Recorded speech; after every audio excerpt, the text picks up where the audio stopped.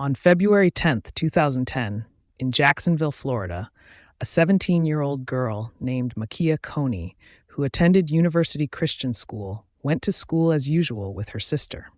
That afternoon, when their mother arrived to pick them up, Makia was nowhere to be found, and her sister had no idea where she had gone.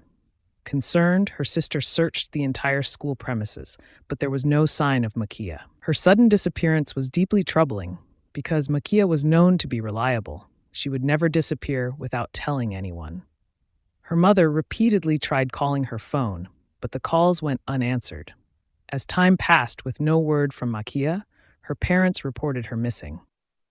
When authorities began investigating her disappearance, a grim discovery was made around 6 p.m. A cyclist passing through a wooded area near Powers Avenue, about 3 miles from Makia's school, found the body of a young black girl lying face down in a drainage ditch.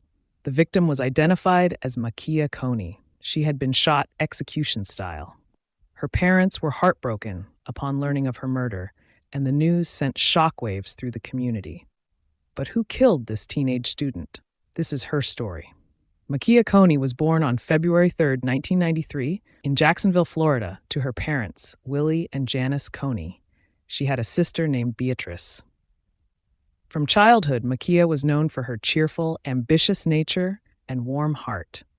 She and her sister both attended University Christian School in Jacksonville. The school was quite a distance from their home, so their mother made it a routine to drop them off in the morning and pick them up afterward. Makia was a dedicated and high-achieving student who excelled academically and had a positive rapport with her teachers and fellow students. She was friendly and went out of her way to make new students feel welcome. Her ultimate goal was to attend college and help others, and with her intelligence, determination, and the strong support system from her family and community, it seemed she was well on her way. Tragically, all of her dreams were violently shattered on Wednesday, February 10th, 2010. That day started normally. Makia left home for school, following her regular schedule. Later that day, she attended an extended program at Southern Christian with her sister. However, when their mother came to pick them up, Makia was missing. Her sister had no idea where she had gone. Worried, her sister searched the school grounds thoroughly, but Makia was nowhere to be found. Her disappearance was immediately alarming because Makia was known to be responsible. She would never just vanish without informing someone. Her mother called her phone multiple times, but it kept going unanswered. At first, she tried to convince herself that maybe Makia had gone somewhere with friends or that her phone battery had died. But deep down, she feared something was terribly wrong. Some students told Beatrice that Makia might have gone to a fast food restaurant, but that didn't explain why she wasn't picking up her phone. As time passed and there was still no word from Makia, her parents became increasingly anxious and decided to report her missing to the police. Disappointingly, the police did not respond urgently. They didn't visit the family's home or begin an immediate search for Makia. The Coneys contacted a family friend, Councilman Johnny Gaffney, who reached out to the police on their behalf. Only after his intervention did officers reach out to the family, but by then, crucial time had already been lost. The police later defended their delay, saying they were overwhelmed with missing person cases, but that offered little comfort to Makia's desperate family. Then, just around 6 p.m., a cyclist riding through a wooded area off Powers Avenue, approximately 3 miles from Makia's school, made a horrifying discovery. In a drainage ditch lay the lifeless body of a young black girl, face down. Emergency responders arrived, and while the identity wasn't initially confirmed, her family's fears intensified. The location, clothing, and description matched Makia. That evening, authorities confirmed the devastating truth. 17-year-old Makia Coney had been found dead. The scene was deeply disturbing. Makia had been shot twice at close range, and her face was so disfigured she was barely recognizable. There were no signs of a struggle, which suggested she was caught completely off guard. Her body had been abandoned in a remote, concealed area, clearly indicating that her killer didn't want her to be found alive. Her death rocked the Jacksonville community. People were left grieving, confused and fearful. Who could commit such a terrible act, and why? Investigators searched the scene for clues, but evidence was sparse. The only notable findings were tire tracks, a partially smoked cigar, and its wrapper. These would later prove crucial. They turned to Makia's family for insight. Everything they learned painted a picture of a responsible, loving, and ambitious young woman.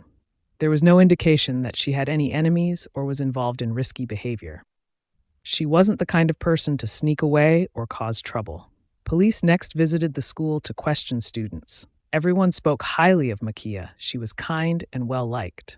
Then, investigators received a key lead. Multiple students reported seeing Makia leave school around 3:15 p.m. with another student, Connor Pridgeon. That was the last time anyone saw her alive. This shifted the investigation's focus onto Pridgeon. Students had suspicions about him and his friend, Charles Southern. Reports suggested Pridgeon used drugs and that Southern had previously made disturbing comments about wanting to kill someone. After the murder, one student asked Southern if he knew who killed Makia. Southern ominously replied, "You'll find out soon." Police questioned Southern, who admitted to knowing Makia and claimed they had an on-and-off relationship. During the interview, he appeared visibly nervous and restless.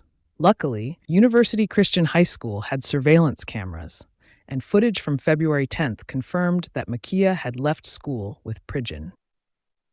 Soon after, detectives discovered that Southern had picked up both Makia and Pridgeon in his pickup truck. This was significant. Tire tracks found near the crime scene were later matched exactly to Southern's truck. This hard evidence tied both boys directly to Makia's murder. Before police could bring Pridgeon in, they received a call from Southern's mother saying her son hadn't told the full truth. When detectives spoke to him again, Southern admitted that Connor Pridgeon was the one who killed Makia. When Pridgeon was questioned, he denied Southern's claim and insisted that it was Southern who shot Makia. He said he was only a witness. With each pointing fingers at the other, police placed both teens in a room to confront them with each other's stories.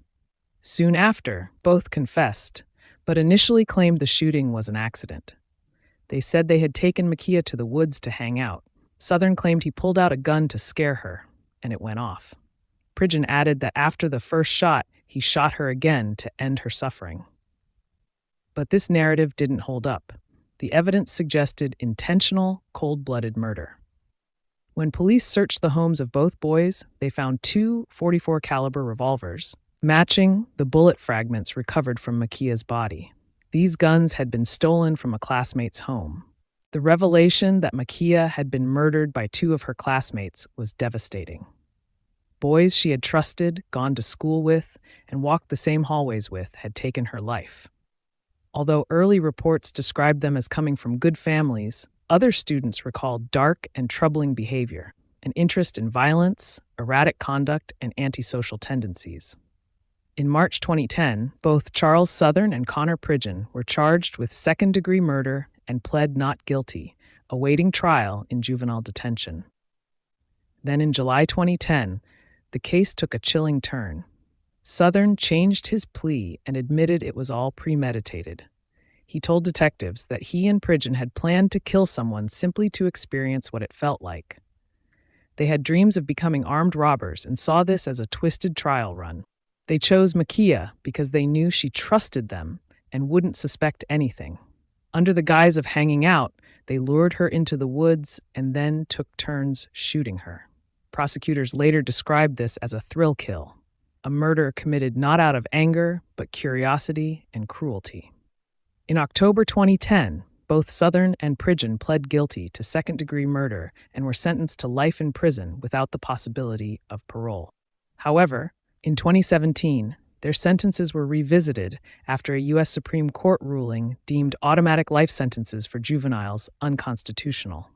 A judge upheld their life sentences, but ruled that they would be eligible for review after 25 years. Makia's family made it clear that no sentence, review, or courtroom ruling could ever restore what was lost. The pain of losing Makia will remain forever. Today, both Southern and Pridgeon remain behind bars, burdened by the unimaginable consequences of their actions. May Makia Coney's soul rest in peace.